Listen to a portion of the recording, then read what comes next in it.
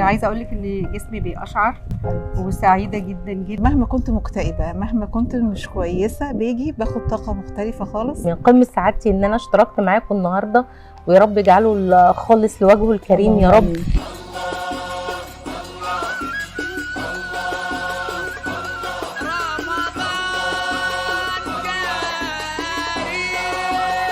تقول يا رب تلاقي كرم العبد. طلبت من ربنا يبعت لي 100 شنطه قبل رمضان، اتبعت لي فوق ال 500.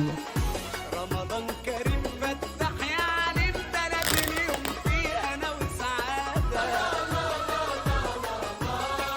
قعدة رمضان حلوه يا جدعان، شهر الاحسان كله. رانيا ومحمود 70 شنطه، وآية زهني بقعة الورد 30 كرتونه، وهبه المصريه من النمسا بعتت لي 100، وعبير المصريه من قطر هي واصحابها بعتوا لي 150. اما ام سيف من الامارات بعتت لي 60 شنطه، ونعيمه كمان من الامارات بعتت لي 80 شنطه. امنه المنصوري من الامارات وسمر بعتوا لي 116 شنطه. هنبعت منهم اول يوم في رمضان 350 شنطه لمستعمره الجزام، وكل شنطه هيكون فيها فرخه.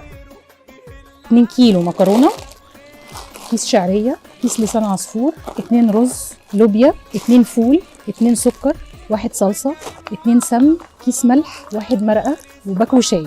وفي الختام مفيش ختام، وباذن الله في رمضان ربنا يحقق حلمنا ونعمل العدد اللي بنتمناه. اشوفكم على خير يا اهل الخير.